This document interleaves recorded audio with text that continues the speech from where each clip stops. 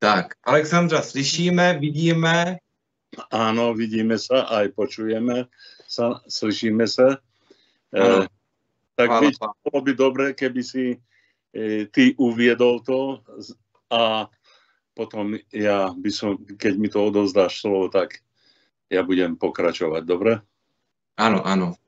Takže vlastně já jsem zhruba asi před, dejme tomu 6 minutama to tak trošku uvedl česky, takže jsem říkal, že se nám daří provádět i to živé vysílání, takže link, odkaz je na Facebooku, je ve skupině Abarkoci a boží služebníci, takže lidé můžou přistoupit a můžou se dívat jako online, můžou případně něco napsat i do chatu. A tady v této naší skupince menší je nás teď momentálně asi nějak kolem 15 a to jako můžeme si tady my něco říci, jo, především dneska bude hlavní řečník Alexandr, že, ale můžeme si říci amen například a podobně. Takže tam to funguje, jsem rád, že Alexandr se taky dostal a modlil jsem se, aby mu Pán dal slovo, protože minule mě to hodně požehnalo, jak byl u nás na podzim. Promluvalo to nejenom ke mně, i k dalším, takže jsem plný očekávání a víry toho, co přinese tento čas a věřím, že Pán nás skrze Alexandra pozbudí nebo i usměrní a že to tak s láskou přijmeme, že Duch Svatý bude tady mezi náma vanout a Pán Ježíš se bude z nás radovat. Jsme jeho děti, jsme jeho ovečky, tak pojďme za ním. On je ten nejlepší pastýř a on zná. A jeho ovečky znají hlas svého pastýře. Tak jsme tady, aby jsme poslouchali. Ten odkaz, který nám věřím, že Bůh dá skrze bratra Alexandra.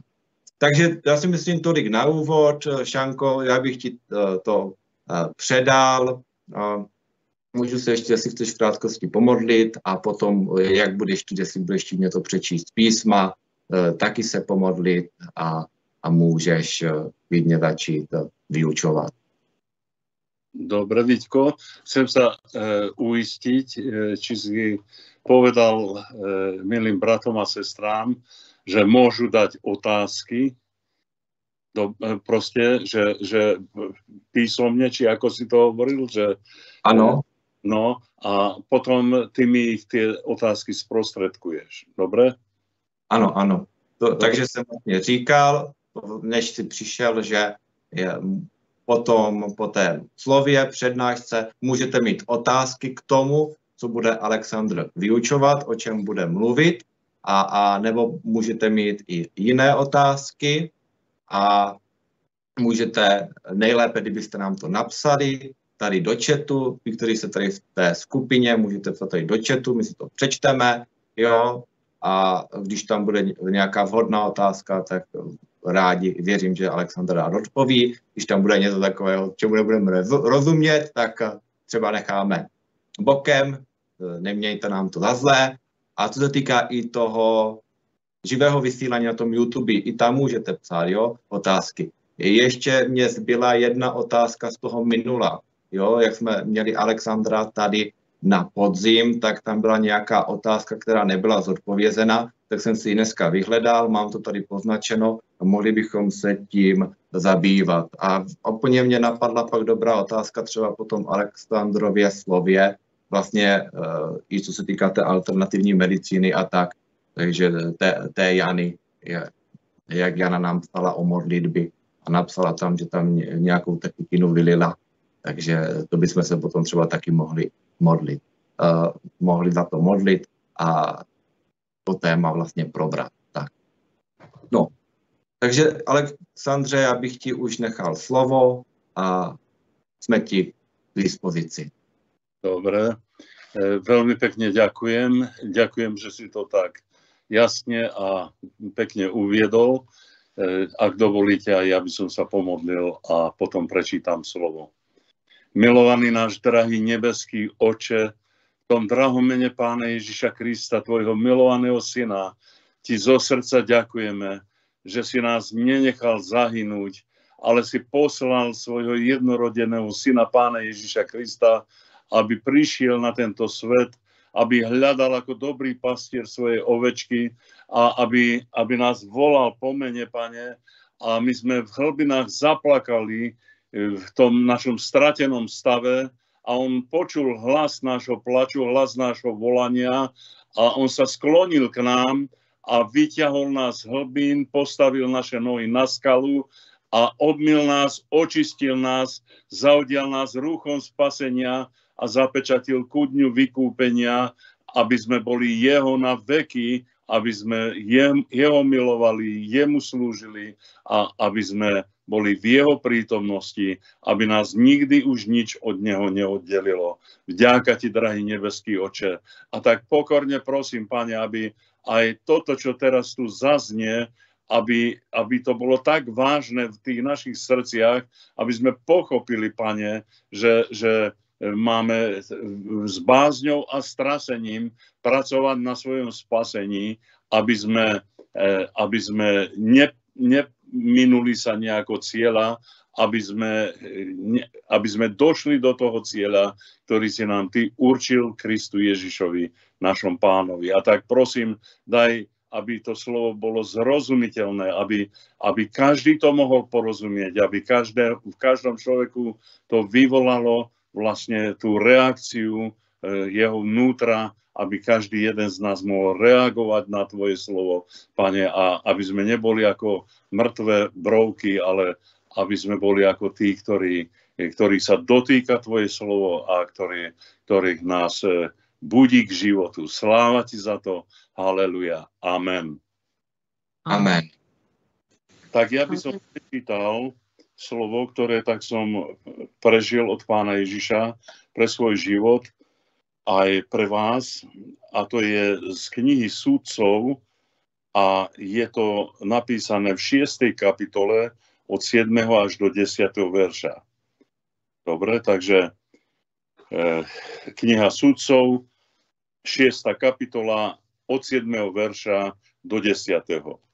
A stalo sa, keď kričali synovia Izraelovi k Hospodinovi pre Madiana, že Hospodin poslal muža proroka k synom Izraelovým a riekol im: Takto hovorí Hospodin, Boh Izraelov. Ja som vás vyviedol hore z Egypta a vyviedol som vás z domu sluhov a vytrhol som vás z ruky Egypťanov i z ruky všetkých, ktorí vás utiskovali. Zahnal som ich spred vašej tvári a dal som vám ich zem. A povedal som vám: Ja som Hospodin váš Boh. Nebudete sa báť bohov Amorejov, ktorých zemi bývate. Ale ste neposlúchli môjho hlasu. Toto by bolo zo Starého zákona slovo. Potom by som chcel, aby teraz zaznelo slovo z Nového zákona. A to je z epištoly Jána, prvej epištoly Jána, 4. kapitoly,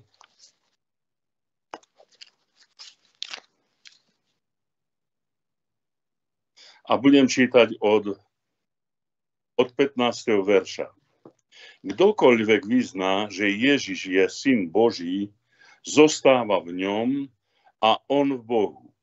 A my sme poznali a uverili sme lásku, ktorú má Boh v nás, a Boh je láska, a ten, kto zostáva v láske, zostáva v Bohu a Boh v ňom. A v tom je dokonaná láska s nami, aby sme mali smelú dôveru v deň súdu, lebo ako je on, tak aj my sme na tomto svete. Bázne nie je to v láske, ale dokonalá láska vyháňa strach, pretože bázeň má trápenie, teda strach má trápenie, a ten, kto sa bojí, nie je dokonaný v láske. My milujeme jeho, pretože on prvý miloval nás.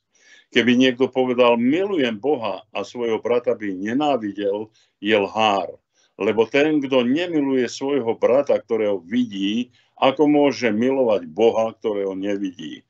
A toto prikázanie máme od neho, aby ten, kto miluje Boha, miloval aj svojho brata, teda i sestru.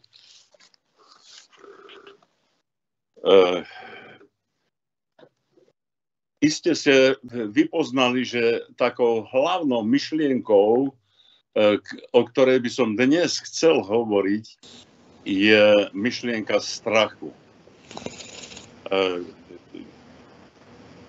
Prečítali sme si v tom starozákonnom texte z knihy Súdcov, že Hospodin poslal svojho proroka, aby vinil Izraela, aby mu povedal, vtedy, keď Izraeliti hľadali Boha a hľadali proste tú jeho záchranu, tak Hospodin poslal proroka a povedal, kde urobili chybu.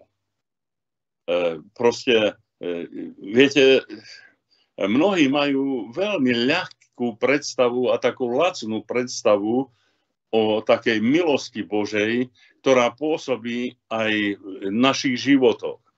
Ale ja by som vám chcel povedať, že mnohokrát Pán Boh by dal riešenie do nášho života, dal by východisko z tých trápení, v ktorých sa ľudia nachádzajú, ale preto sa to nedeje, pretože nie je odstránená príčina. Neviem súhlasiť s ľuďmi, ani s pastormi alebo služobníkmi, ktorí hlava nehlava sa modlia za chorých a núdznych ľudí, bez toho, že by sa nepýtali Boha aj tých ľudí, že čo je príčina toho, prečo sa do toho stavu dostali. Samozrejme, keď niekto to prijal tak, dokonca niektorí mi povedali, ani Pán Ježiš sa nepýtal, tak ani oni sa nepýtajú. No lenže treba jednu vec vedieť, že je napísané, že preto sa Pán Ježiš nikoho nič nepýtal, lebo o každom všetko vedel. A my služobníci a preto tak reagoval a preto tak postupoval, pretože on mal úplne jasné, otvorené ich životy tých ľudí, ku ktorým slúžil. To bola ako otvorená kniha, ako keď si na dlaň niekto pozerá a videl veľmi jasne črty toho človeka a aj príčinu, prečo sa do toho dostal. A spomente si, ako pri tom porazenom, keď bol ten porazený teda oslobodený a uzdravený, a takisto aj ten 38 rokov nemocný človek, keď ho potom Pán Ježiš stretol tam v tom chráme, tak mu povedal, že íď, nehreš viac, aby sa ti nestalo niečo horšie. Rozumiete? Teda Pán Ježiš presne vedel, čo sa stalo predtým, nepotreboval sa ho pýtať a on vlastne riešil ten hlboký problém, skrytý problém tých ľudí. Ale my nemáme tak jasno, ako to mal Pán Ježiš, že o všetkom, o každom človeku všetko vieme. Naše zjavenie je dielčie, tak hovorí aj Pavel Apoštol, že len z časti poznávame, z časti nám je dané zjavenie a ešte aj k tomu zjaveniu niekedy je potrebné, aby ten človek sa vyjadril, aby otvoril svoje srdce a aby otvoril svoj život pred Bohom. A aby sme aby sme boli dobrými a správnymi pracovníkmi na diele Pánovom, preto my musíme viac o tom človeku, ktorému slúžime, viac o ňom vedieť a to si vyžaduje čas.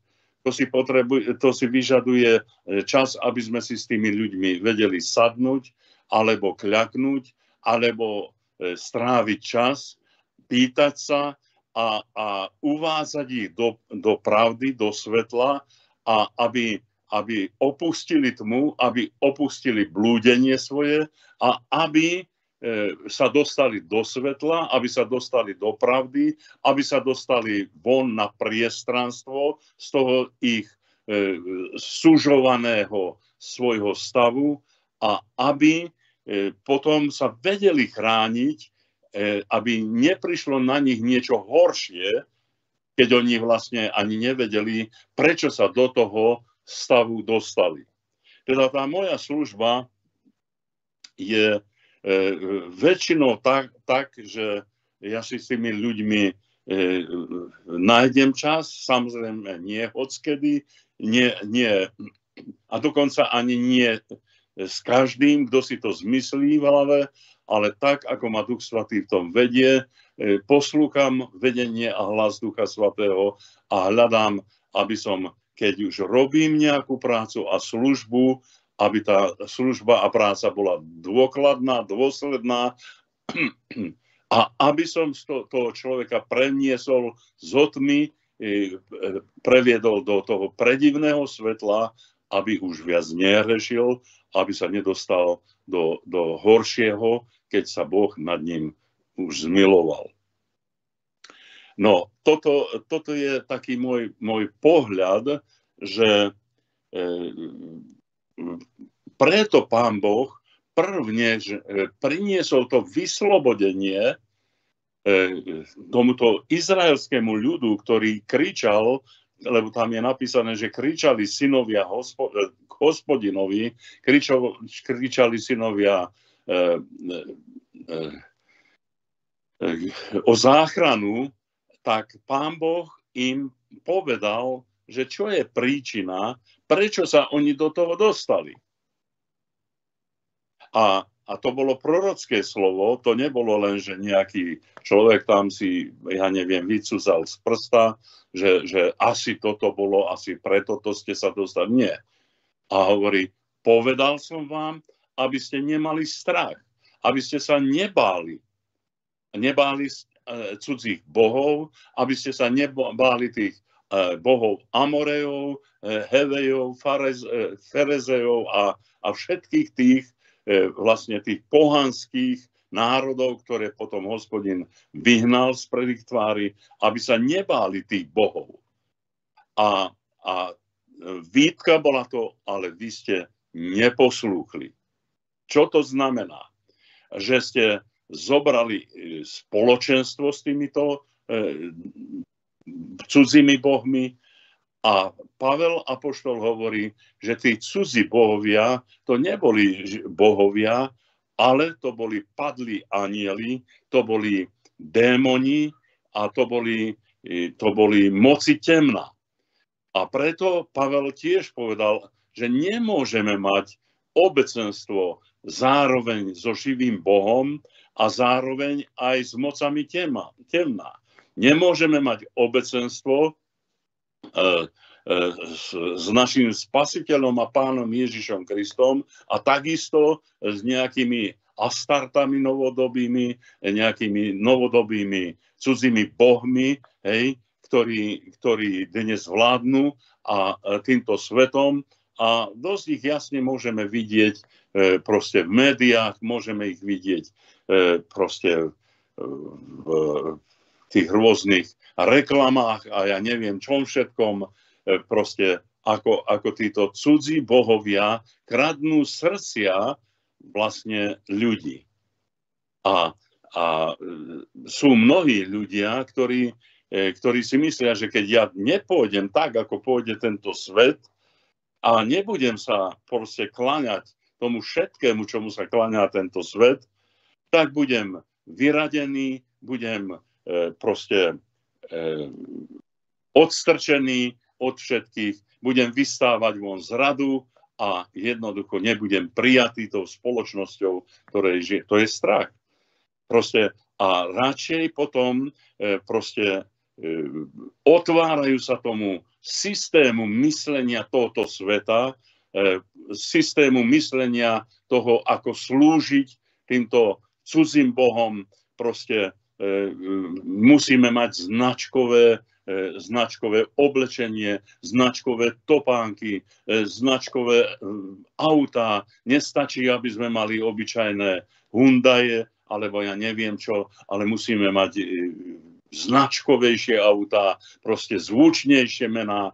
Deti nemôžu mať obyčajné botasky, ale musia to byť značkové, to musia byť znejúce nejaké proste značky a keď si dieťa oblečie niečo, čo je úplne normálne a kvalitné a dobré, proste, ale bez mena, bez značky, tak jednoducho proste má pocit, že jeho spolužiaci alebo jeho rovesníci, kamarádi ho neprijímajú, odvrhujú a boja sa. No teraz vidíte, že proste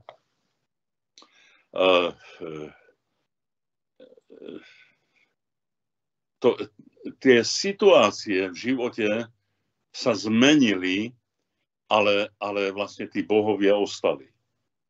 Proste tí bohovia ostali a na tom istom princípe fungujú, ako fungovali v tom čase, keď tento Boží prorok sa postavil k Izraelu. Fungujú na princípe strachu. Teda aj tí cudzí bohovia, oni preto slúžili aj tým Astartám, aj tým Bálom, aj tomu všetkému, pretože oni chceli mať prospech, proste oni chceli mať plodnosť, oni chceli byť proste úspešní, oni chceli byť bohatí, oni chceli mať ako rôzne pozitívne úspechy v živote. No a títo cudzí bohovia, oni im tieto úspechy a túto plodnosť a toto všetko vlastne sľubovali, hej, a oni, keď videli, že oni slúžia Hospodinovi a majú problémy, tak začali pochybovať o vernosti Božej a pri tom, že slúžili Hospodinovi, tak ešte slúžili aj týmto cudzím bohom. A toto je problém aj dnešného kresťanského človeka. Že povie, ja milujem Pána Ježiša, ale presne takisto proste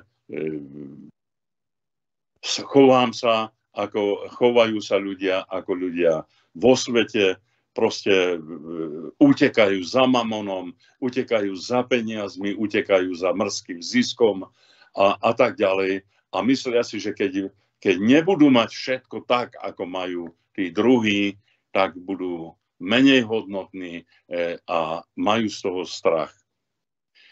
Boží anjel vyčítal Božiemu ľudu. Hovorí, ja som vás varoval pred tým, aby ste nemali strach, aby ste sa nebáli. Aby ste sa nebáli týchto cudzích bohov, ale vy ste ma nepočúvali. Teda vlastne, čo sa deje vtedy, keď slúžime aj Pánovi a zároveň slúžime aj mamonu? Čo sa deje vtedy, keď milujeme Pána Boha, ale aj milujeme veci v tomto svete? Čo sa vtedy deje? No deje sa to, že sa rozpoltí naše srdce a Pán Ježiš povedal, že nedá sa dvom pánom slúžiť. Buď budeme jedného pána milovať a druhého nenávidieť. Teda ak ty chceš byť celým srdcom pri Pánu Ježišovi, ty musíš nenávidieť tie svetské spôsoby, svetské rozmýšľanie a ja som s tým nepovedal, že nemáš milovať kvalitu. Ale ak už si v tej úrovni, že už proste toto ti dáva istotu, že značky ti dávajú istotu, proste a to, že ťa svet prijíma, ti dáva istotu, tak ti musím povedať, že tvoje srdce je už dávno rozpoltené. Ty musíš veriť Pánovi. Ty musíš veriť a práve pre tie veci sa človek dostáva do rôznych ťažkostí, pretože proste falošne dvíhajú u človeka vedomie jeho životnej úrovne. Máš možnosť si zobrať pôžičky, nadobereš si takú pôžičku, onakú pôžičku a naraz zistíš, že v zamestnaní strácaš pôdu pod nohami, budeš musieť skončiť v zamestnaní, nebudeš vedieť, čím splácať tie pôžičky. No a do takého trápenia sa dostane človek, že sú mnohí ľudia, ktorí skončia na psychiatrii a v tom horšom prípade skončia aj svoj vlastný život. Na Slovensku je mnoho takých prípadov, ktorí sa ľudia zahrabali, lebo chceli dvom pánom slúžiť. Pán Boh sa o teba bude starať. Pán Ježiš povedal, že aj ja som s vami po všetky dni až do skonania sveta. A hovorí, prečo sa trápite, prečo sa sužujete, prečo myslíte, proste staráte sa o svoju budúcnosť, staráte sa, čo bude, ako sa najeme, ako budeme zabezpečení, čo si oblečieme. A hovorí, či neviete, že Šalamún v celej svojej sláve nebol tak oblečený, tak nádherne, ako jedna z tých lalií, ktoré kvitnú vonku na poli a ktoré Boh zaodieva. On im dáva ten odev, on im dáva tú krásu. To znamená, že Boh sa o teba postará. A ja si myslím, aj teraz máme v našom dome kvety a kytice kvetov a aj teraz tu pred sebou mám vázu a v tej váze tu sú aj lalie a sú tu aj ruže. A keď pozerám čo len na jednu z nich, tak obdivujem tú nádheru, obdivujem tú krásu toho všetkého, ako Boh zaodieva túto poľnú trávu, prepáčte, že to takto poviem, túto prírodu, ako zaodieva, ako nádherou. A ty si myslíš, že ty by si bol na hanbu, keby sa Boh o teba staral? Takže dôverujme Pánu Bohu a nemajme strach. Viete, lebo keď my pustíme strach, toto je taký strach, ktorý si človek ani neuvedomuje, že pustil do svojho srdca, do svojho života a tento strach vlastne otvára aj iným strachom a iným obavám dvere do nášho srdca. A písmo veľmi jasne hovorí, že Boh je láska. A dokonalá láska vyháňa strach. Teda Boh vyháňa strach. My musíme sa naučiť, že tak nás Boh miloval, že svojho jednorodeného syna dal, aby sme my boli zbavení úplne strachu. Aby sme my pochopili, že my sme v centre záujmu Božieho záujmu. To znamená, že my nesmieme sa obávať, že Pán Boh na niekoho z nás zabudol. Nie. On sa o každého vtáčika, o každé zvieratko, o prírodu, o každú bylinku, o všetko sa Boh stará na tomto svete. O všetkom vie. Dokonca aj vie o vlasoch tvojej hlavy, aj o tých vlasoch, ktoré si robíš starosti, že ti vypadávajú teraz vlasy. Mi Duch Svatý hovorí, že medzi vami je tam niekto, kto sa už dlhší čas trápi s tým, že vypadávajú vlasy. Pán Boh aj o tom to vie.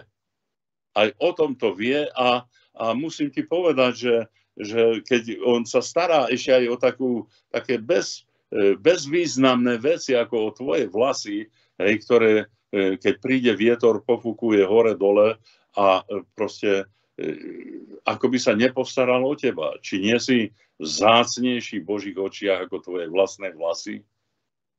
Takže ty musíš sa naučiť dôverovať Pánovi. Ty sa musíš naučiť dôverovať Bohu. A keď ty toho Boha v Pánu Ježišovi Kristovi si prijal do tvojho života, tak si prijal lásku. Lebo Boh je láska.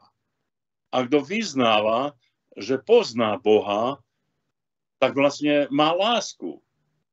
A ten človek, ktorý nemá lásku, ktorý nevie milovať, ktorý sa nezaujíma a nie je centrom jeho premýšľania, prežívania, vlastne láska, tak nemá spoločné nič s Bohom. Lebo Boh je láska a jednoducho, ty keď tvoj duch, tvoja duša, tvoje premýšľanie, tvoje cítenie, tvoje túžby sú vlastne postavené na základe Boha, na základe lásky, tak ty nevieš, kdekoľvek sa pozrieš, čokoľvek vidíš, čokoľvek hodnotíš okolo seba, nemôžeš ináč len cez túto lásku, cez tohto Boha.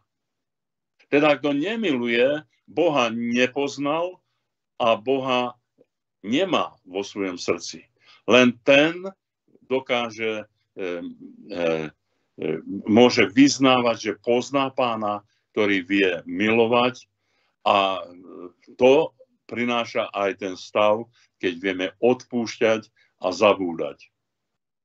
Keď vieme tým, ktorí nám ubližujú, odpustiť. A dokonalá láska, keď v našom srdci sa tá láska dokonáva, tak vlastne vyháňa strach. Toto je veľké tajomstvo, čo vám hovorím. A preto vám to hovorím, lebo dosť sa málo na túto tému hovorí, že jedine ten človek, ktorý miluje, nemá strach. Ja si pamätám, ako prišiel jeden človek do môjho domu a prvne som sa spamätal, tak už mieril na mňa pištol a to bola jeho prvá otázka. Bojíš sa ma, Alexander? A ja som povedal, nebojím sa ťa. A pýta sa, prečo sa ma nebojíš? Zaškrípal zubami, zahrešil, zahromžil, veľmi hnusne zanadával a hovorí, prečo sa ma nebojíš? Však ty vieš, že celé mesto sa ma bojí, všetci sa ma boja, trasú sa odo mňa. Prečo sa ma ty nebojíš? A ja som mu povedal, preto sa ťa nebojím, lebo ťa milujem. A viete, čo urobil tento človek? Zobral tú pištol, pichol si ju za opasok a hovorí, no práve preto som za tebou prišiel. A viete, keď vy máte lásku vo svojom srdci, máte vo svojom srdci Boha a vlastne vás nič neprekvapí. Tento človek o 1 hodinu neskôr odovzdal už svoj život Pánu Ježišovi a prijal Pána Ježiša za svojho osobného záchrancu a spasiteľa. Sláva Bohu. Ale teraz si predstavte sa, zmeňme tento scenár a predstavte si, že ja sa začnem tam klepať, začnem tam kričať o pomoc, proste zburácam celý dom a poviem, ľudia, volajte políciu, lebo proste toto a toto sa tu deje. No čo, mohol by padnúť výstrel a ten človek by ušiel ani by... Kto to urobil? Takže ja som toto zažil. Teda dokonalá láska, tá vyháňa strach. Dokonalá láska vyháňa strach a vlastne, ale keď je strach vyhnaný, ale Boh tam ostáva v tom srdci, Božia prítomnosť. A to, čo povedal Pán Ježiš, že ja som s vami až do skonania sveta. A potom hovorí, že ten vrchol toho prežívania, my vieme, že Pán Boh nás dokonale miluje. A my ho milujeme nedokonale. Teda Boh v tej svojej dokonalosti stojí až do konca a my sa v tej láske máme zdokonalovať. A ako? Tak, že si vážime to, čo pre nás urobil, vážime to jeho dielo spasenia, vážime to jeho dielo vykúpenia, kde nás vykúpil nie zlatom, nie striebrom, nie drahými kameňmi, ale nás vykúpil svojou krvou a svojim životom. Musíme si to vážiť a radovať sa z toho. A plesať, tak ako malému dieťaťu, keď dáte malej dievčinky, dáte plišového macka alebo bábiku proste a ona raduje sa a teší sa a skáče od radosti. Teda aj my musíme tieto hodnoty toho dokonalého, milujúceho Boha vlastne premieňať na lásku v našom srdci. Tam hovorí písmo, že nie, že by sme my boli jeho milovali, ale on miloval nás. Teda tá dokonalá láska je z jeho strany ukázaná, ale nie len ukázaná a prejavená, len aby to bolo, ale tu sa očakáva spätná väzba. Predstavte si, že si mladý muž zoberie mladé dievča a proste on veľmi miluje túto mladú devu. Ale proste to je jedna pravda. To je niečo nádherné. A sľubuje jej ochranu, sľubuje jej lásku, vernosť a stálosť a pevnosť. A toto dievča, táto žena, ktorá sa stáva jeho ženou, mu to neopetuje. Viete, aké je to trápenie, taký život? Proste vtedy je dokonalý vzťah, vtedy je dokonalé to manželstvo, keď aj mladý muž dokonale miluje túto svoju ženu, aj mladá žena dokonale miluje svojho muža. Ak je tá láska len jednostranná, tak je nedokonaná.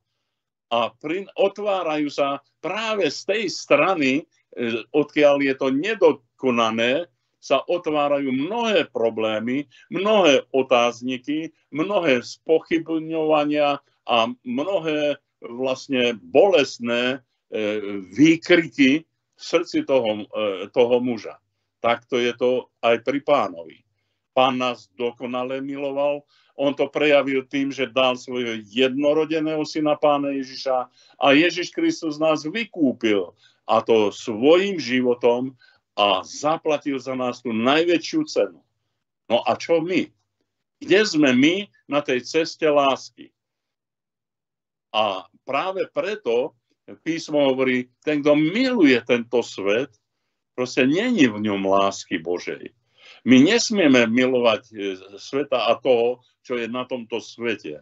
Proste tú všelijakú pýchu, to všelijaké pretekanie sa a to nadúvanie sa. My to nesmieme milovať. My musíme milovať Pána Ježiša a dokazujeme to tým, že naplňame jeho slovo.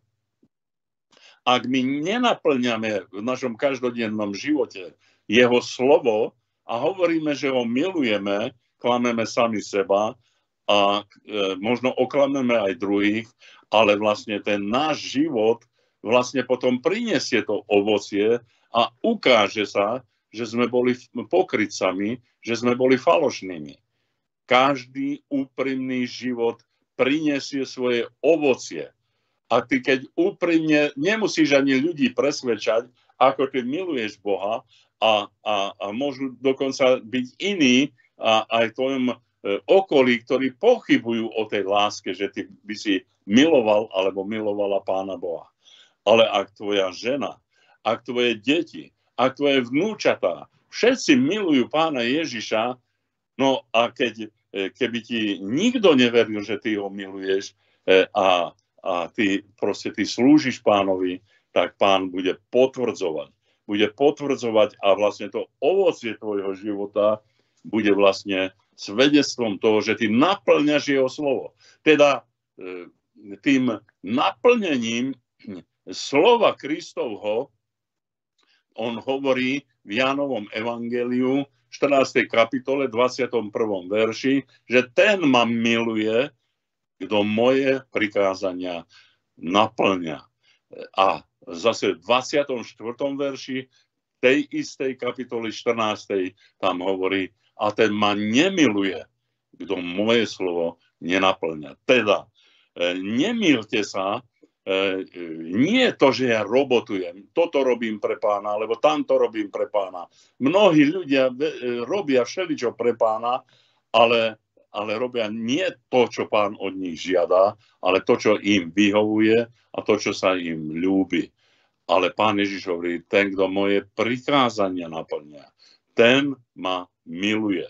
Teda do tej dokonalej lásky sa dostávame už teraz k tomu vyvrcholeniu, dostávame sa vlastne tým, že milujeme nášho Pána, sme dokonale od neho milovaní a my sa stále zdokonalujeme v tej láske k nemu s tým, že naplňame jeho prikázania. A jeho prikázania nie sú ťažké. Prečo vlastne sa musíme dostať k tejto, a teraz už poviem úplne záver toho, čo som chcel povedať.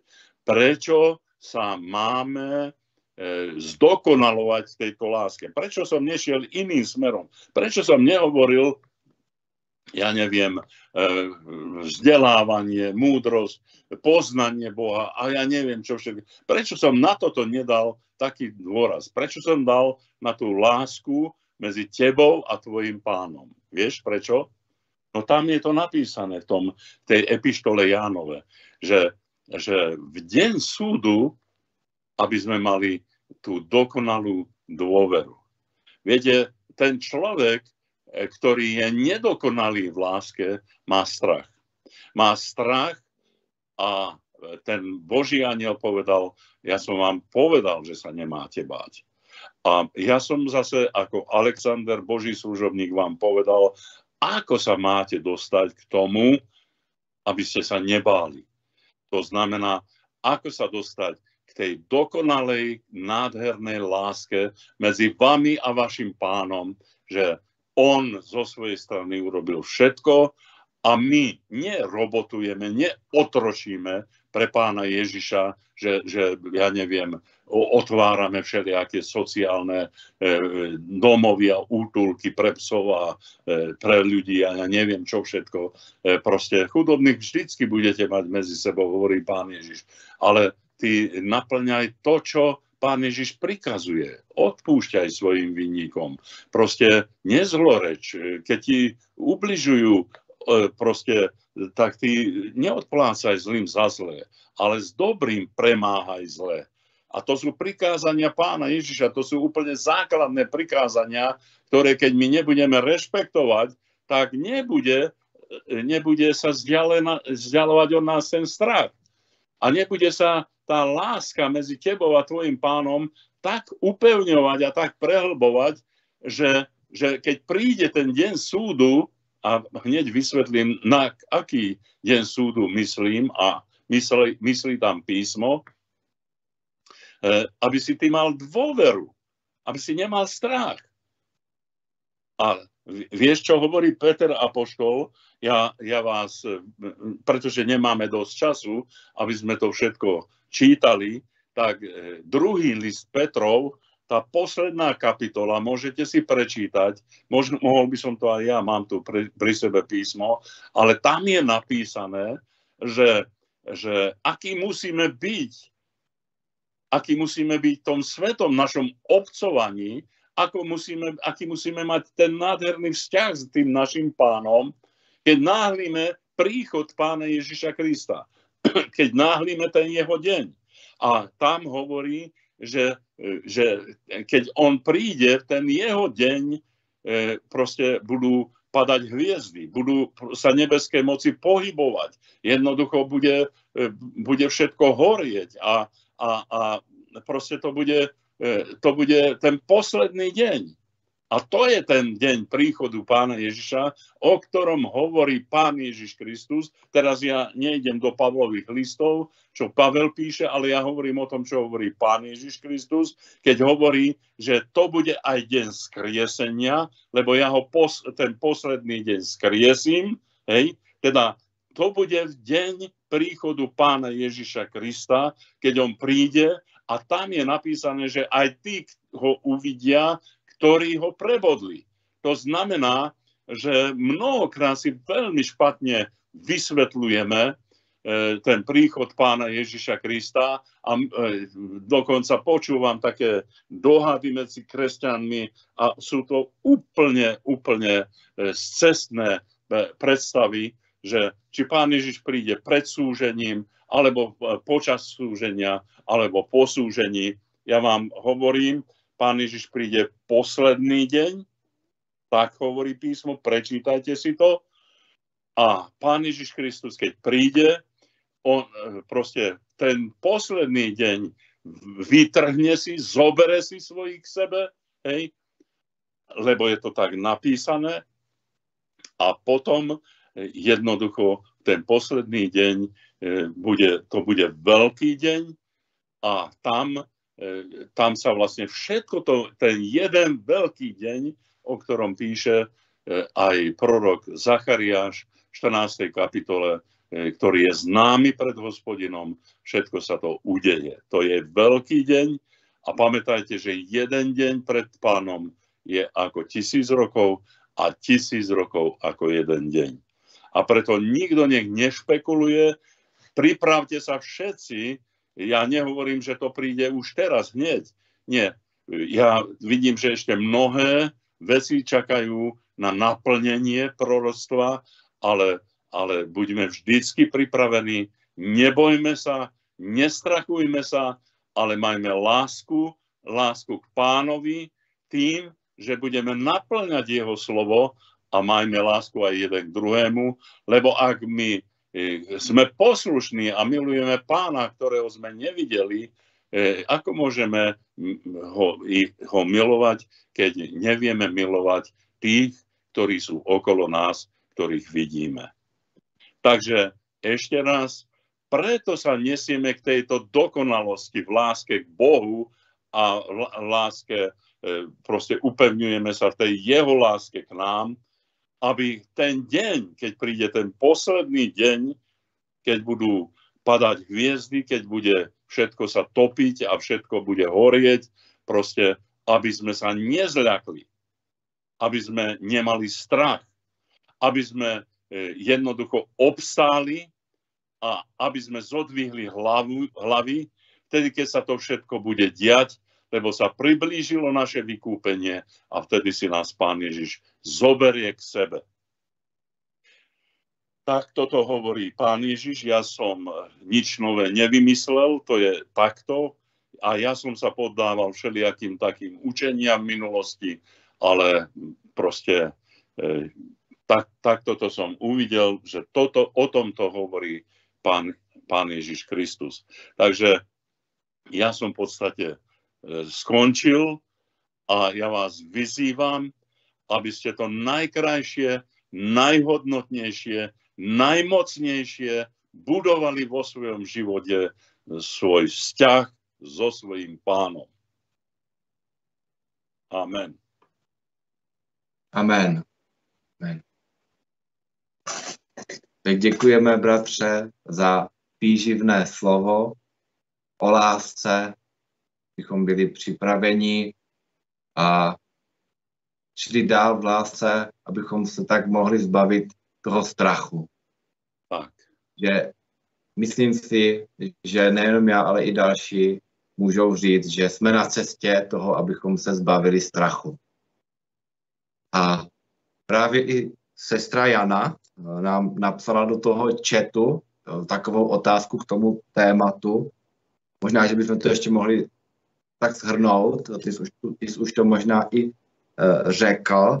A ona tam položila takovou otázku, že já to ještě raději najdu, abych to tak dokázal. Teď to tady zase jsem nějak zvětšil, tak nevadí. Jo, už to budu mít, chvilinku, jak ona tam psala. Jo, jestli se může spýtat rozprávání o strachu. Jak se může zbavit strachu? Chtěla by navštěvovat nějaké společenství, ale kvůli manželovi nikam nechodí, jenom přes internet. Takže asi strach z manžela. Tak jak se zbavit strachu? No v každom prípade proste musí si uvedomiť, že čo hovorí Pán Ježiš.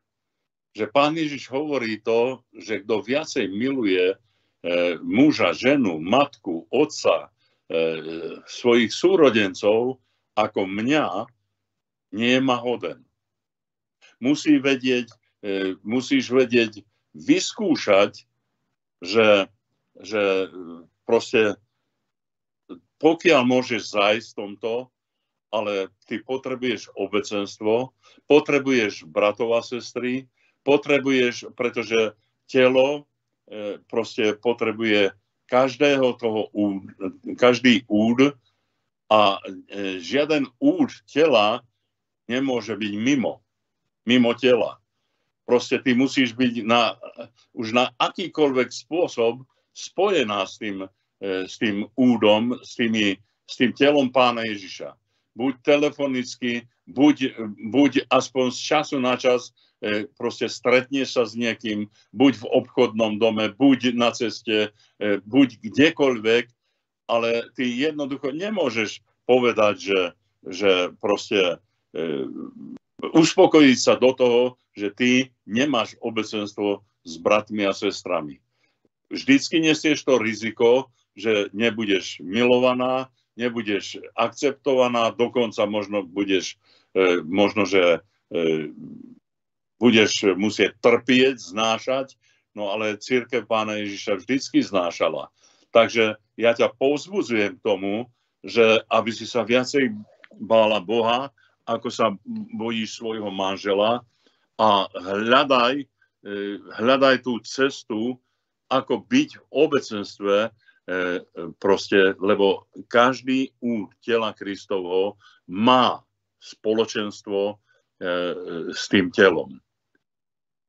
Alebo máme nejaký úd tela, ktorý je mimo nás? Pýtam sa vás. Nie.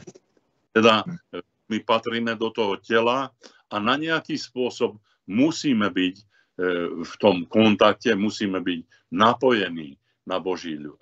Možno, že proste nie naraz so všetkými, ale proste aspoň s nejakou časťou toho tela, buď priateľom, priateľkou, zo pár bratov a sestry, možno stretneme sa v meste, možno stretneme sa niekde v obchodnom dome, proste tam si povieme veci, pomodlíme sa spolu a ideme ďalej. Neexistuje také, že ty nemôžeš sa vôbec kontaktovať s veriacimi. V tom prípade, keď toto rešpektuješ, tak viacej miluješ svojho muža ako Pána Ježiša Krista. Telo patrí k sebe. Že ako sa toho zbaviť, no musí sa rozhodnúť. A dneska je hodně dost rozšířený, aspoň se tak setkávám občas s lidma, s křesťany, když se dávali na takovou individuální cestu, dráhu, že vlastně jsou takový kritičtí a na každém najdou něco špatného a potom vlastně vidíme, že i třeba vztahy nemají v rodině v pořádku a tak dále, tak to je pro mě osobně třeba taky takové jako alarmující, že tam něco není v pořádku, že ten kontakt bychom měli mít, že jak říkáš, modlit se aspoň třeba s bratrem, se sestrou a nechat si poradit i přijmout napomenutí a jak to vidíš? Tak som to praktizoval aj v minulosti, keď som bol ešte mladý človek, mládežník, že mal som blízkych mojich mládežníckých bratov a keď som nemohol byť aj spolu s nimi so všetkými, tak z času na čas som zaklopal na dvere môjho priateľa, spolubrata a spýtal som sa, máš chvíľu času, môžeme sa porozprávať, pomodliť. A hovorí, no dneska mám hodinku času, môžeme. No tak sme išli na pole, hej, pretože to bolo na dedine, proste tam sme si kľakli do šianca a modlili sme sa spolu a tešili sme sa, že sme mohli mať obecenstvo. A on prišiel na čas domov, pretože mal hodinku. Teda vždycky láska je vynaliezavá, láska si vždycky nájde ten spôsob, ako naplniť tú potrebu. Ale to je už tragédia, keď človek proste nemá potrebu obecenstva. To nie je Duch Svatý. Musím vám povedať, že Duch Svatý ten vždycky vedie do obecenstva. Ja nehovorím, že musíme so všetkými mať obecenstvo, ale všetkých musíme milovať a aspoň s niektorými proste musíme mať obecenstvo, pretože žiaden úd nášho tela nie je oddelený od tela. Teda my musíme byť napojení. Ja teraz nehovorím o nejakém zápise do členstva, alebo čo. Zabudnite, o tom som ani nechcel ani hovoriť. Ja hovorím o tom, že proste tá túžba, ktorú ja prežívam v ohľade obecenstva s Pánom Ježišom, je tak veľká, aby som sa zdieľal so svojím bratom alebo so sestrou, že aj hodinku voľná z jedného týždňa využijem na to, aby som sa stretol s bratom a sestrou a aby som sa zdieľal, aby sme sa spolu modlili. Ano, amen. Děkujeme, Šanko, velmi si toho vážím za tvoje slovo, za myšlení, bylo to pro mě obohacující, jsem rád, že zrovna tohle zaznělo, myslím si, že to je pro nás potřebné a bylo by si že bychom teď přešli na otázky. Ano, některé otázky hromadí, i tady v chatu, i na tom živém vysílání. Takže jestli teda můžu položit otázku? Ano. Tak bratr Tomáš se ptá, jestli máme mazat olejem člověka, když je posedlý zlým nečistým duchem. Samozrejme, každá nemoc, za každú nemoc sa môžeme modliť proste aj s pomazaním oleja, ale treba najprv tie príčiny odstrániť. Napríklad posedlosť, to je určitý stav myslenia, ktorý nedokáže ten človek sám ovládať, a to je myslenie, ktoré je démonické a ktoré prichádza zo tmy, z temna. To znamená, že najprv odstrániť tie príčiny tohoto myslenia, sadnúť si s týmto človekom, nech vyzná, že kde sa tomuto otvoril, proste ako sa dostal na tento špatný zdroj, ako sa to stalo, že diabol ovláda jeho myšlenie alebo jeho prejavy. A potom, keď on to oľutuje, vyzná a oľutuje, tak vtedy, keď už je pri tom akte, keď mu máš vyhlásiť slobodu, tak vtedy ho môžeš v mene Pána Ježiša pomazať olejom, vyhlásiť mu slobodu, ale až po jeho pokáni, až po jeho rozviazaní, až potom, keď ten človek je ochotný sa poddať Bohu. Ináč nemažem olejom ľudí, ani nemocných ľudí nemažem. To nie je moje prvé, že chytím a už aj mažem olejom, ale vždycky hľadám tú príčinu toho stavu, rozvezujem to, riešim to proste a vtedy, keď ten človek si uvedomí, kde sa tomuto stavu otvoril, tak až potom ho pomazávam olejom a v mene Pána Ježiša prikazujem tomu zlému, aby odstúpil a vyhlasujem mu slobodu a uzdravenie. Amen, amen, děkujeme. To bola odpoveď pre toho brata Tomáša. Ano, pro Tomáše, jo. Já jsem trošku možná přeskočil Možná jsme ještě mohli dát prostor někomu bratřím nebo sestrám, jestli byste chtěli něco říci k tomu, co Alexandr přednášel, nad čím se zamýšlel, o tom, abychom rostli v lásce a tak se zbavovali strachu z Boží milosti. Je tu někdo, kdo by chtěl k tomu ještě něco říci, nějakou myšlenku? Vidím, že sestra Zdeňka asi má zvednutou ruku, takže Zdeňi klidně můžeš taky se zapojit. Že to nejsem já, to je manžel. On je na mobil. No, to som ja, Štefan Šanko. Mal by som sa prosbu na teba spýtať sa, lebo veľa všelijakých učení som počul o tom 1000-ročnom kráľovství, že bude pred alebo po, niečo pred vytrhnutím, po vytrhnutí, niečo len krátkosti povedať. Ďakujem, lebo veľa všelijakých blúdnych a človek, aby mal tom, by som bral tak jasnejšie. Proste, aký je tvoj názor na to? Áno. Ja nechcem svoj názor, len svoj pohľad, ako to z písma vidím. To 1000-ročné... Pardon, zle som sa vyjadril. Áno, nevyjadril si sa nič zle, je to v poriadku.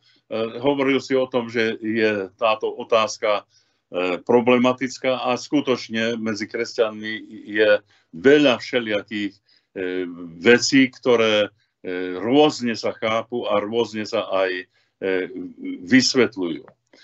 Jedno je vždycky treba vedieť, že keď hovorí, napríklad keď si to zobereš, že v Zjavení Jánovom je napísané, že o kráľovaní 1000 rokov, tak tam je zároveň na túto udalosť je odkaz na Zachariáša 14. kapitolu, kde je napísané, že Pán Hospodin aj so svojimi svätými anielmi zostúpi na zem, hej, a potom sa rozdelí ten vrch a tak ďalej, proste.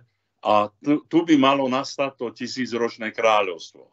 Ale pamätajme, že písmo veľmi jasne hovorí tam, že to je jeden deň. To je jeden veľký deň. Nechcem špekulovať, lebo ja veľmi ťažko si viem predstaviť ľudským s tou svojou hlavou a svojou mysľou, že ako vypadá jeden veľký deň. Ale prorok Zachariáš hovorí, že tento deň je známy pred Hospodinom a v čase večera bude svetlo, rozumieš, a proste inak bude šero. Ale to bude jeden veľký deň. Viem zo svojej osobnej skúsenosti, že keď ma Pán Ježiš zobral za moju ruku, a zobral ma a pýtal sa ma, že či chcem, že mi ukáže niečo, presne taká situácia nastala, že spomínam si, že keď ma chytil za ruku a viedol, že mi ukáže niečo, tak presne taký bol čas a taký bol ten deň, že ani svetlo, ani tma. Šero bolo. Také šero.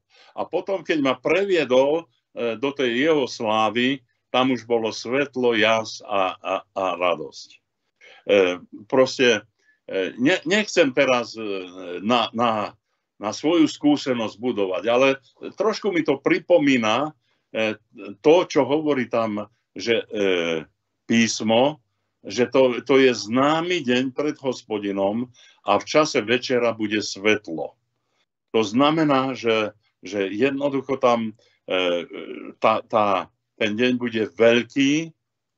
Neviem vám povedať, či ten deň bude dlhý, ale hovorí o veľkosti. Vždycky, keď hovorím o naplnení proroctiev, tak hovorím, že proroctvá sa prvorade nie chronologicky za sebou tak naplňajú, Ale my máme predstavu, že najprv toto sa udeje, potom sa to udeje, potom sa tamto udeje a potom sa hento udeje. Áno, my sme ľudia takto nastavení. Ale proroctvá, to mi Duch Svätý zjavil, sa naplňajú ako naplňa sa nádoba. To znamená, že nádoba sa nie chronologicky naplňa, ale od spodu hore. To viem si predstaviť, že to 1000-ročné kráľovstvo, to bude jeden veľký deň, kde nie za sebou pôjdu tí dni, ale smerom hore. Rozumiete, ako v tej nádobe. A tu už viac sa ma nepýtajte, pretože ja viac nemám zjavené, len to môžem povedať, čo mám zjavené, že ten veľký deň, tých 1000 rokov, to môže byť jeden veľký deň, ktorý nebude chronologicky možné nejako sledovať, ale bude do hĺbky, alebo do výšky, alebo už akokoľvek ináč. Dobre? Neviete si to predstaviť, ja si to neviem predstaviť, ale veľmi jasne hovorí, že to bude 1000-ročné kráľovstvo v zjavení Jánovom a presne ten istý, tých istých 1000 rokov vlastne prorok Zachariáš v 14. kapitole vysvetľuje ako jeden veľký deň, ktorý je známy pred Hospodinou. Dobre? Takže proste ani nešpekulujem o tom viacej, pretože keď čítate, tam hovoril aj Peter apoštol, že Pavlové listy si mnohí špatne vysvetľujú, ale to je na ich na ich zlé, pretože vykrúcajú tie listy. A potom hovorí tam veľmi jasne, že ako bude ten príchod Pánov. Prečítajte si, nie je to veľa, to sú 1-2 kapitolky, prečítajte si druhý list Petrov, tam to je jasne napísané, že v deň príchodu Pána Ježiša, proste keď náhlíme tento deň, tak s čím máme počítať. A preto som ja hovoril o tej láske, že vtedy budú padať hviezdy, vtedy bude všetko sa topiť, bude všetko horieť a preto som hovoril, že ak nemáme mať strach, tak to znamená, že musíme mať veľkú lásku k Pánovi a veľkú dôveru. Dobre? Áno. Takže ja takto to verím, takto to vidím. A ja nechcem, aby ste teraz to, čo ja hovorím, teraz vyučovali, ale si urobte aspoň určitú predstavu o tom, že sám Peter plače nad tým, že niektorí si špatne vysvetľujú ten deň príchod. A práve tie Pavlové listy, ktoré tam hovorí, si špatne vysvetľujú. Peter to jasne hovorí. Tie, ktoré tam hovoria o príchode Pána Ježiša. Všimnite si, ja som si to nevymyslel, je to tam a ja len chcem upevniť vás, že súženie je na tomto svete. Chcete väčšie súženie, ako majú na Ukrajine. Chcete väčšie súženie, ako majú v Izraeli. Chcete väčšie, proste to je všade je súženie. Súžovaný je celý svet. Rozumiete? Mnohé veci ešte sa nenaplnili, ale sa naplňajú. Aj s tou ekologickou vecou proste jednoducho, ak tam sa nenaplnili nejaké ekologické proroctvá, tak ja vám hovorím, že to je krátka budúcnosť a môže hneď všetko sa to doplniť. Ano, Žanko, díky. A já bych ještě chtěl tak jako doplnit, co mě tak napadlo. Já se to pokusím jako sformulovat správně, doufám, že to nepopletu. Co já vím, tak vlastně z písma při příchodu Pána Ježíše Krista mrtví vstanou nejdříve a živí, kteří tady budou, tak budou proměněni. A vlastně je psáno, že v tento den ho uvidí příchod Pána Ježíše Krista, Pána Ježíše i ti, kteří ho probodli. Tak. To znamená, ti mrtví, kteří stanou, že dostanou oslavená těla, uvidí Pána Ježíše Krista v ten den jeho návratu, pokud tomu správně rozumím. Áno, je to tak. Je to tak, ale preto nesmieme tieto veci ako chronologicky zradiť, že čo všetko za najprv toto bude, najprv tamto bude. Proste to sa bude diať, a jednoducho Pán Ježiš čo hovorí? Že ja ho skriesím posledný deň. Ten príchod Pána Ježiša bude posledný deň, lebo Peter o tom svedčí, že on keď príde, tak toto sa bude diať a budú hviezdy padať a bude všetko sa topiť a tak ďalej. To znamená, že my musíme byť veľmi pokorní v tomto a nešpekulovať, ale byť proste tak hlboko v láske k Pánu Ježišovi, lebo z jeho strany je dokonaná tá jeho láska, ale my sme nedokonali smerom k nemu. Že čokoľvek sa bude diať, my budeme mať nič iné, my nebudeme pobehovať ako splašené sliepky, ale len zodvihneme hlavy, lebo sa priblížilo naše vykúpenie. Dvaja budú mlieť v mlyne, jeden bude vzatý k Pánovi a druhý zanechaný. A tam nie je napísané, že proste on tam bude horieť, alebo čo, ale ten, ktorý bude vzatý, ten tam horieť nebude určite. Rozumiete? Lebo bude u Pána. To znamená, že toto sa bude diať ten veľký deň. A preto hovorí aj Pán Ježiš, keď toto už vidíte, tak zodvihnite svoje hlavy, lebo sa priblížilo vaše vykúpenie. Teda proste nechoďte už ani na povalu, ani z povaly neschádzajte dole, ani z poľa, navracajte sa. Proste tam, kde ste, zodvihnite hlavu. A to je niečo nádherné, že taká je dôvera cirkvi Pána Ježiša, že nebudeme pobehovať ako splášené sliepky. Tí ľudia, ktorí riešia teraz to, že či Pán Ježiš príde pred súžením, či po súžení, či medzi súžením, či ako, tí nie sú dokonalí v láske. Pán Ježiš príde, súženie tu je, bude ešte väčšie a strachy budú ešte väčšie na tomto svete, ale ty ten strach nebudeš mať, lebo ty miluješ Pána Ježiša, naplňaš jeho slovo a jednoducho tá tvoja láska, jeho láska s tvojou láskou je ruka v ruke a jednoducho ty nemáš strach a nemáš, lebo to bude deň súdu, rozumiete? Keď sa toto bude diať, bude urobený súd nad týmto svetom, keď bude všetko horieť, ale ty budeš mať takú dôveru v deň tohoto súdu k Pánovi, že nebudeš mať strach. O tom som ja dneska hovoril. Preto to ty nemáš mať strach. Nie preto, že čo bude zajtra, alebo proste jak sa ti bude dariť, alebo nedariť. Nie, ja som hovoril vzhľadom k tomu poslednému dňu. Mm-hmm. Amen. Mysel, Víťko, dalo sa to takto? Jo, pěkné. Buďme ti, kteří budou srdcem u Pána a budou takoví ti horliví pro Pána na té boží vinici. Protože blaze těm, které Pán při svém příchodu najde, že jsou v práci, že milují, že pomáhají, že zvěstují evangelium. Amen. Šířit lásku. Děkujeme. Šanko, teď bych měl jednu takovou otázku, takovou na odlehčení.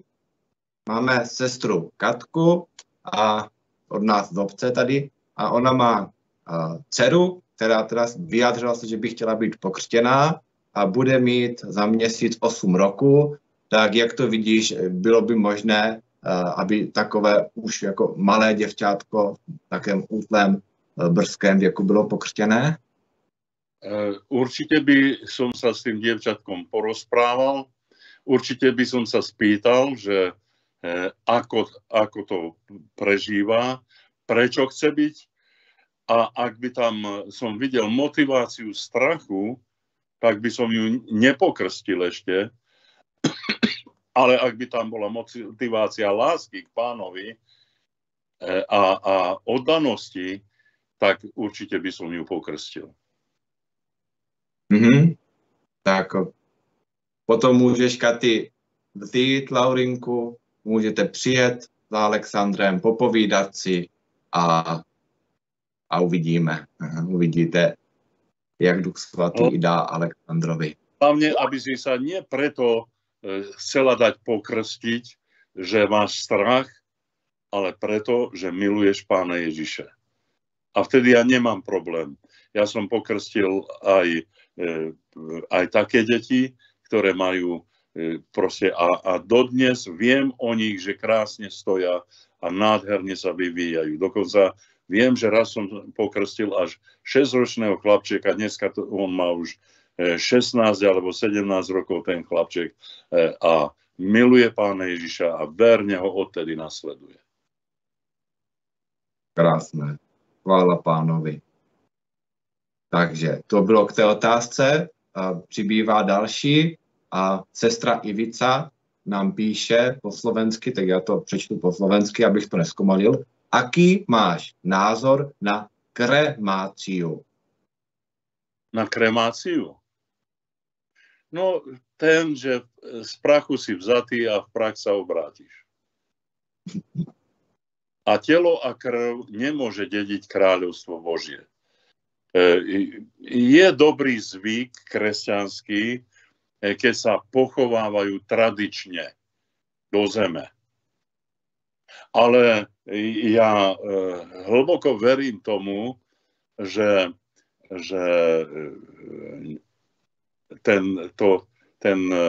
ten prach, z ktorého sme vzatí, ten nebude dediť kráľovstvo Božie a že vlastne proste to duchovno vydajú. Vieš, otvoria sa hroby a proste to duchovné bude z tých hrobov vydané. Ale mňa sa nepýtajte, že ako, lebo to vie jedine Boh, to nevie nikto z ľudí. Je napísané, že vstanú z mŕtvych. To pokiaľ niekto si myslí, že keď sa dá spáliť krematóriu a obíde súd Boží, tak musím povedať, že už to pokazil. Proste ja by som určite nedbal na to, aby ja som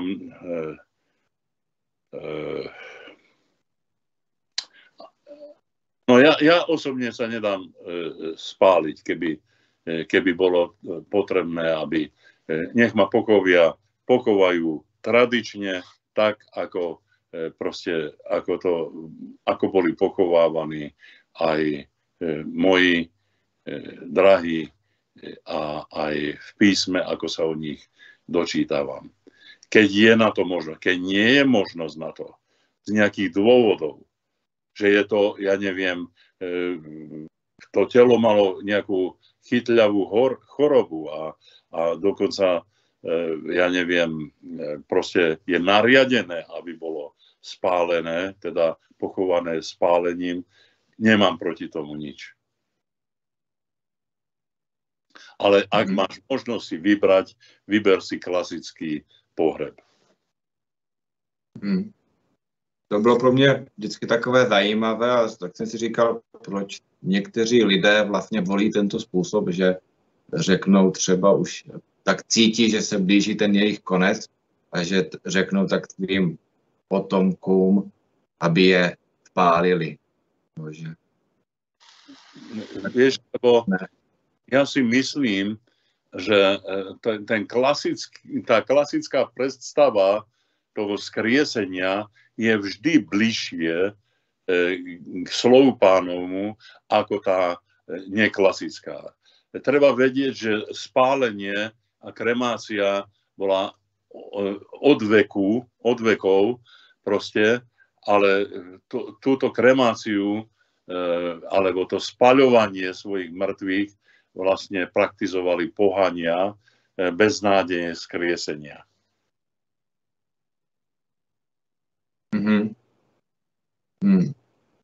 Ano. Takže děkujeme. Ja věřím, že...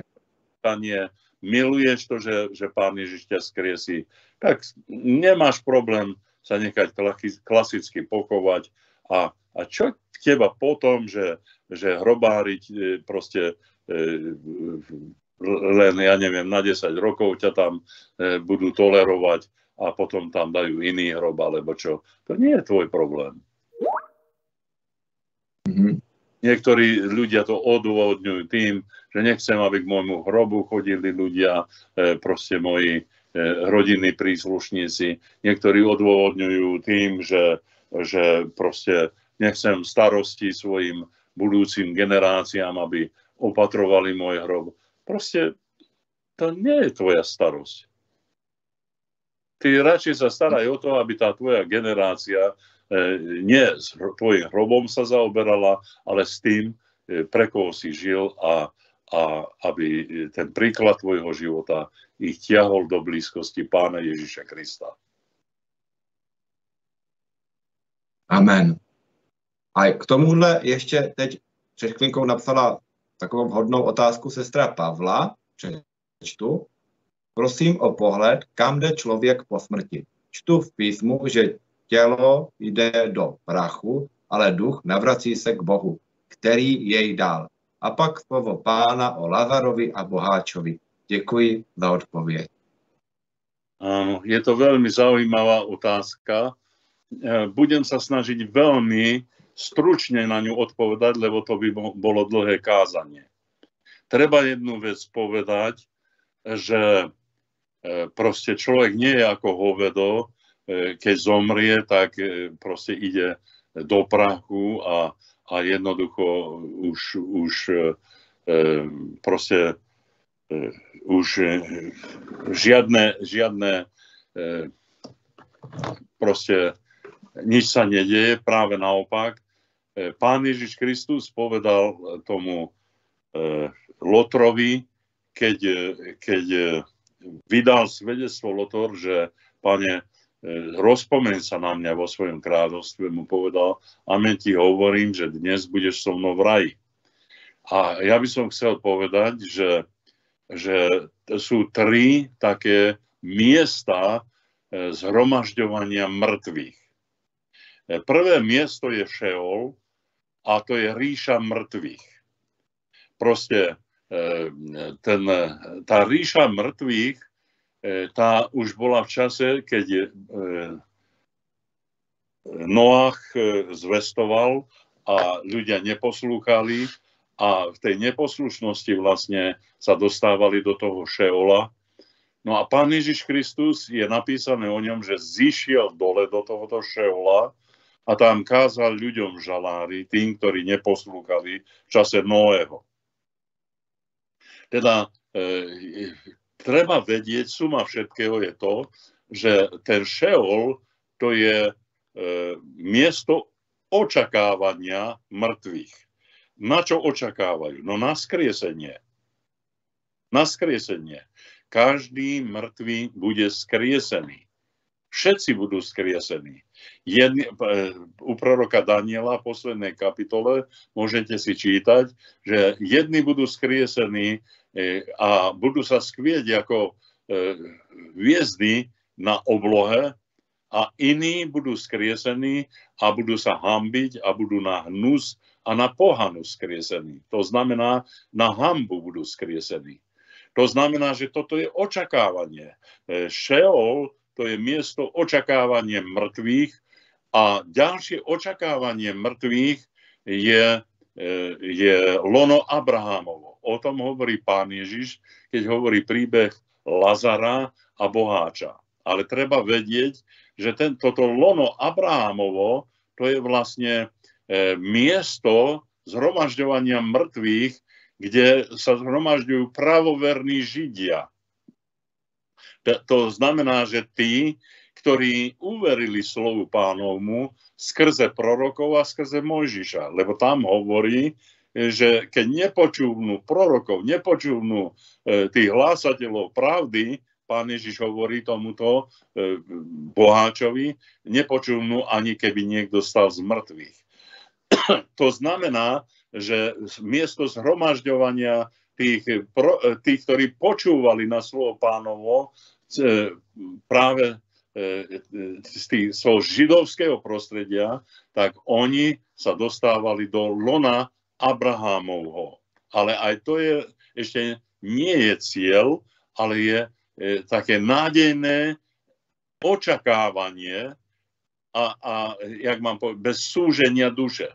To znamená, že tam v tom lone Abrahámovom nie je strach, nie je špatné očakávanie. Tam je nádejné a radostné očakávanie na deň skriesenia. Teda nepravoverní Židia, tí, ktorí robili zle, tí išli do pekla, do Šeola. A teda v tom Šeole je takisto miesto očakávania, ale tam to je hrozné miesto, lebo tam sa ešte tí duchovia navzájom aj súžujú a trápia sa navzájom. A sú utrápení od toho strachu, čo ako budú súdení za svoje skutky, z ktorých sa nikdy v živote neobrátili. A potom vlastne, no a to tretie miesto je presne to, ktoré sme dneska už tak okrajovo sa dotkli. Je to miesto, kde sú tí, ktorí zomierajú v páni, idú do raja. Aj to je miesto len očakávanie. Ak sa niekto dostane do raja, je to na mieste očakávanie na skriesenie a to je radostné miesto. Tak ako aj lono Abrahámové je radostné miesto očakávania na skriesenie, takisto aj raj je miesto očakávania na skriesenie, skriesenie z mŕtvych. No a potom príde biely trón a tieto veci, toto sú už hlboké veci, nechcem do toho zachádzať, ale tí, ktorí budú skriesení, ktorí zomreli v Pánovi, tí budú večne s Pánom, aj tí, ktorí budú vytržení, budú večne s Pánom. Hej? A tí, ktorí boli v pekle, proste zoberú sa knihy, bude sa z tých kníh čítať a kto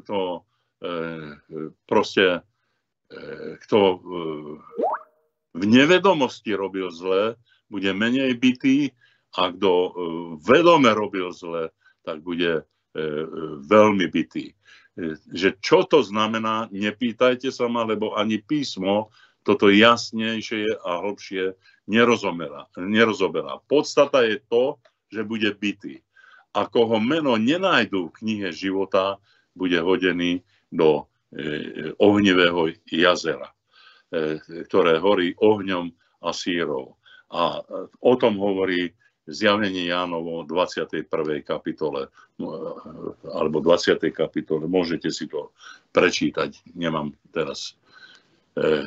čas, aby som toto vyhľadával. Dobre? Takže toto je vlastne to, čo som chcel odpovedať na túto otázku. Tak děkujeme, to jsou pro mě, přiznám se, i nové informace, obohacující. Chvála Bohu, že dneska se můžeme takhle obohacovat. Pán Ježíš je dobrý, chvála Bohu za tebe, Šanko, za tvé zkušenosti, za tvoji věrnost, věrné srdce. A teda ještě tady máme, přibyly další otázky, ale je mně jasné, že už začíná být hodně hodin, tak už se chýlíme ke konci. A tak jestli ještě můžu otázečku, tak tady máme dvě, ještě na tom chatu vidím. Co má člověk dělat, pokud má strach z Boha, že ze zla, takže strach z Boha, ze zla a ze sebe, že se například nedokáže obrátit.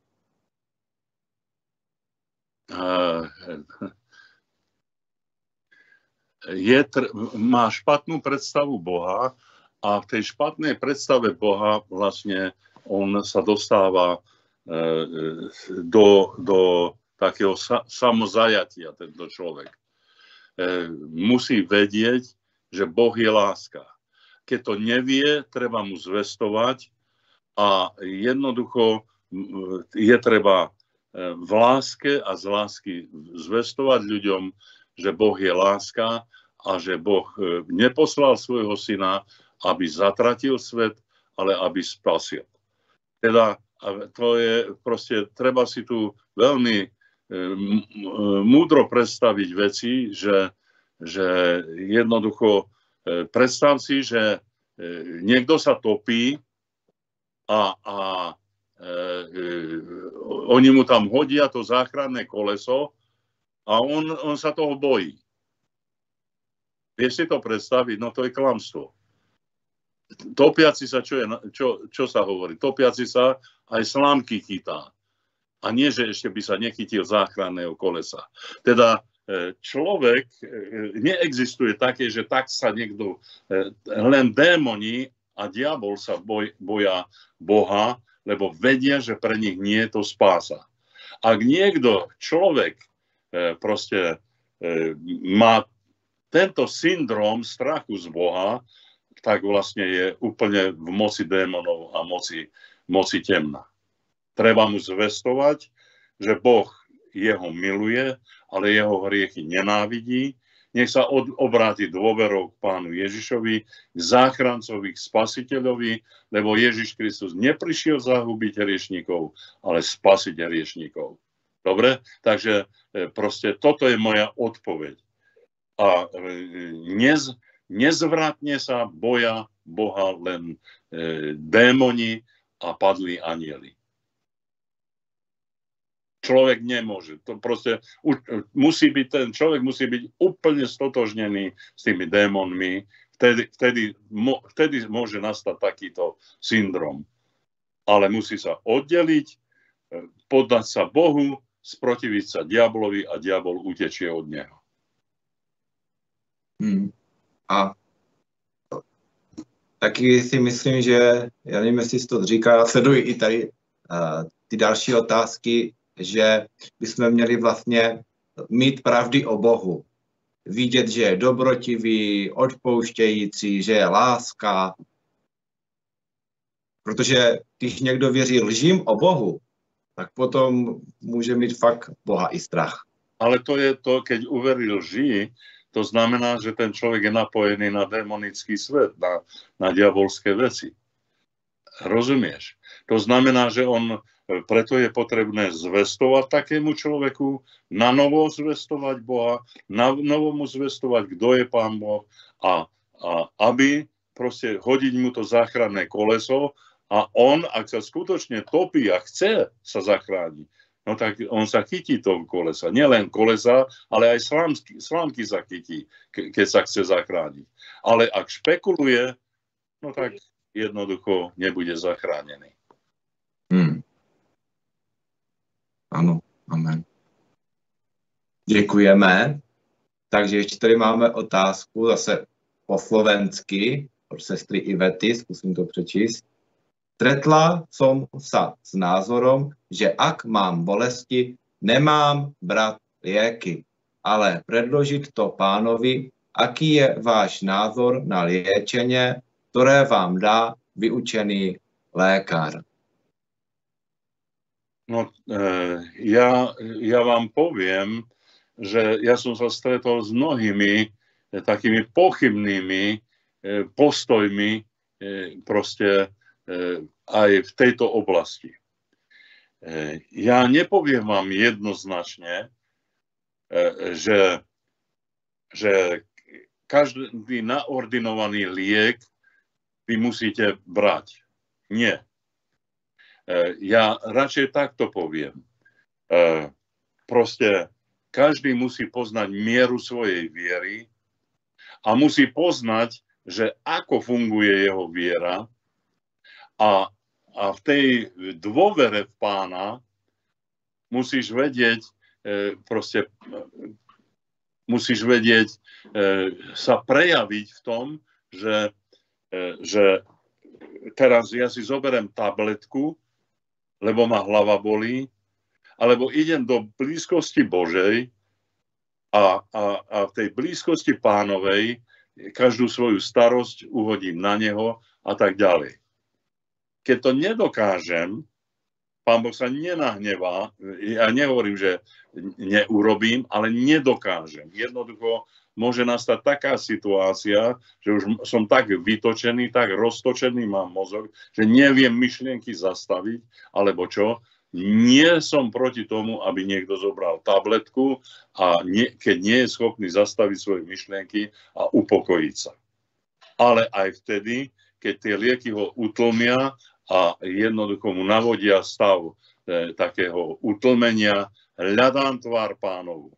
Nespolieham sa prvorade na účinky liekov, ale spolieham sa na účinky lásky Pána Ježiša Krista. Ale nie je hriech, keď jednoducho tomu tvojmu, v tom tvojom trápení, keď si zoberieš tabletku a vieš to zobrať vierou. Ale ak bereš len tabletky a nežiješ vierou, tak to je hriech. Rozumiem. Jednoducho nevylučujem to, že veriaci človek môže si prilepšiť aj nejakými medikamentami, keď jednoducho nezvláda situáciu. Ma odsúdiť, preto ja mám svoje skúsenosti. Videl som ľudí zomierať, ktorí nechceli zobrať žiaden medikament a nielen, že zomreli tí ľudia, proste zomierali, ale nakoniec aj zomreli. A boli tvrdohlaví a hovorili, mňa Pán Ježiš uzdraví a neuzdravil. Neuzdravil. Ja viem, že tá osoba išla k Pánovi, lebo Pán je verný, ale ja sa pýtam, že proste ešte tá osoba mohla byť ďalej užitočná na tomto svete a mohla mnohých povzbudiť, potešiť. No ale dala špatný príklad, lebo proste niekto to takto tvrdohlavo si zobere, že mňa Pán Ježiš uzdraví a už si, prepáčte, črevá ťahá za sebou a žiadna známka toho, že Boh odpovedá na vieru tohoto človeka, nie je. No tak ja takýmto ľuďom ani neverím, ani jednoducho, ja s tým nechcem mať nič spoločné. To, čo nezvládne vaša viera, môžete siahnuť po medikamentoch. Ale prvorade je Pán Ježiš. A musíte hľadať, že do akej miery tá vaša viera vie fungovať a je účinná a prakticky účinná. A nech nikto nemyslí na to, čo mysleť má, ale nech každý myslí tak, ako je miera jeho viery. To je moja odpoveď. Dobre? Amen. Teda v žiadnom prípade nevylučujem medikamenty a lekárskú starostlivosť. To je chore. Ja aspoň to tak vidím, že to je chore predstavy. Mm-hmm. A potom už, viete, keď už ten človek zistí, že už mu není pomoci, no tak už potom sa hrabe. A dokonca má pocit, že Boh ho sklamal. Ale nie Boh ho sklamal, jeho vlastné predstavy ho sklamali. Preto buďte múdri, buďte rozumejúci, čo je vôľa Božia a len toľko myslíte o svojej viere, akú mieru vieru ste dostali od Boha. A ona sa ukazuje v tých všetkých oblastiach života. Ona sa potvrdzuje. A čo sa potvrdzuje, to nemáte. Ať o sobě nikdo nesmýšlí výš. Máme nějaké zážitky s Bohem, že zkušenosti a můžeme tak předpokládat, jo, tady se pomodlím na tohle, budu mít víru třeba hlava přestane bolet, nebo horečka klesne, že? Ale tam, aby auto samo se opravilo, nebo tak něco, tak na to třeba víru nemusíme mít. No.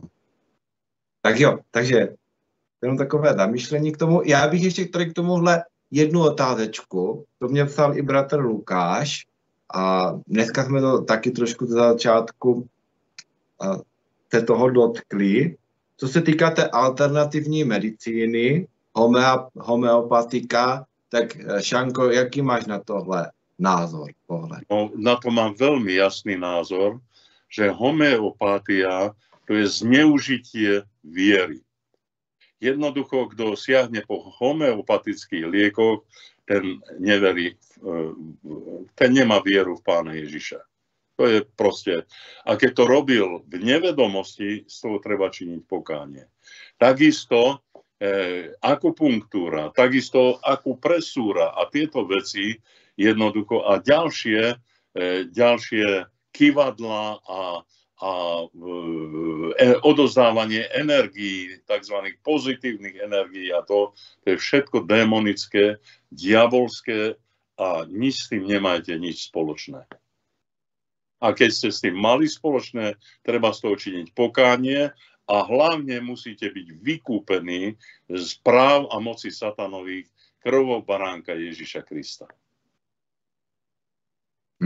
Amen, amen. Takže dalo by se říct, že vlastně ono je toho spoustu těch léků, i těch homeopatikum, že něco předepisují lékaři, něco myslím, že člověk mám. Homeopatický liek je, ja neviem, 80-krát alebo koľkokrát zriedený liek, teda nemá žiaden účinok. A ten človek to musí brať vierou, a to je vlastne klamaný týmito liekmi. A toto isté robia aj alternatívna medicína, odozdávanie energií, kývadiel a ja neviem čo, že zneužívajú vieru ľudí na uzdravenie, no ale to je všetko okultizmus, to je diabol. Amen. Tak jsem rád, že to zaznělo tak jasně. Právě bratr mě položil tuto otázku, tak jsem mu ještě neodpověděl, tak věřím, že si to může poslechnout i tady ze záznamu, nebo možná sleduje online. No, máme hodně hodin, Šanko, a já už bych tě nechtěl nějak přetahovat. Tak jak to vidíš, můžeme dát třeba ještě poslední otázku a půjdeme potom na ty modlitby závěrečné? Ja osobne si myslím, že mali by sme už teraz sa pomodliť. Ty si spomínal, že je tam niekto ťažko nemocný. Ano, náš bratříček Michal Pišta, který občas chodí na naši skupinku, nám dneska psal, že jeho babička, paní Margita, je v nemocnici, je v kritickém stavu, má slabé srdce a je v komatu. Tak jestli by pán dal tu milost ještě mohla se probrat. Áno. Dobre. Ja by som aj tých, ktorí majú nejaký problém zdravotný, alebo ktorí by chceli byť oslobodení od nejakého toho svojho trápenia, ja by som bol rád, aby som túto modlitbu spojil aj za všetkých tých, ktorí sú napojení, a vy, ktorí sa neviete stotožniť touto službou, tak sa oddielte a proste neberte účasť na tom požehnaní, ktoré Pán Boh teraz pripravuje. Ďakujem ti, drahý nebeský Oče, za každé jedno srdce, ktoré úprimnosti stojí pred tvojou svetou tvárou. Ďakujem ti za to, že tvoje slovo jasne hovorí, Pane, že k úprimným sa máš k úprimne a prevráteným prevrátenie. Daruj nám to úprimné, čestné srdce, Pane, aby sme aby sme nerobili krivý obraz svojim očiam, ale aby sme sa rovno pozreli pravde do očí a aby mohla pravda sa rovno dívať do našich očí. Pokorne prosím, Pane Ježišu, veď všetko to, čo robíme, veď všetko to, čo veríme, suma všetkého je to, aby sme mali nádherný vzťah s Tebou a ten nádherný vzťah je v tom, že nemáme strach, že máme lásku k Tebe a tá dokonalá láska, ktorú máš Ty k nám a ktorú máme my k Tebe, vyháňa všetok strach z nášho znútra na ten deň, keď bude skúsený celý svet, Pane. Aj teraz nám niekedy padajú tie naše hviezdy, aj teraz nám niekedy horí pôda pod nohami, ale Pane Ježišu Kriste, je to v malom a ja ťa pokorne prosím, aby sme nemali strach, aby si nám dal takú lásku k Tebe, aby nám sa svet nerútil, aby sme vedeli vystreť svoju hlavu, aby sme vedeli Ti dôverovať, Pane Ježišu, a takto, aby sme mohli víťaziť na Tvoju česť a na Tvoju slávu. Pokorne prosím, aj za túto babičku, ktorá tu bola spomenutá, pokorne prosím, aby si ju zobudil zo spánku a Ty sa rozhodni, Pane Ježišu, či ju zobudíš do tohoto nového dňa, budúceho dňa, alebo ju zobudíš do toho večného dňa Tvojej radosti. Osláv sa, Pane Ježišu, lebo to je to najväčšie a najkrajšie, keď Tvoje dieťa môže dojsť do toho nádherného cieľa a tam zaznie to večné a najslávnejšie haleluja, víťazné haleluja. Tak pokorne prosíme za tú babičku, ale prosíme aj za nás každého jedného, aby nie strach víťazil nad nami, aby sme sa nepoddávali tomu tlaku strachu, ktorý je v tomto svete, ale aby láska víťazila, láska k Tebe a láska k našim blížnym. A nech je zo všetkého oslávené a chválené a ctené to drahé meno Pána Ježiša Krista od teraz až na veky. Haleluja. Amen. Amen. Amen. Takže buďte požehnaní, naši drahí. Veľmi som sa radoval, že som mohol spolu s vami byť napojený. Máte to veľmi krásne urobené. Veľmi jednoducho som sa vedel dostať na tento link váš. A niekedy mám oveľa väčšie problémy sa napojiť na tie linky, lebo sú oveľa zložitejšie, ale tento váš bol nádherný. Ďakujem vám a ďakujem vám za dôveru a dávajte veľký pozor, lebo našou vecou nie je zvedať časy a doby, ktoré si Boh uložil vo svojej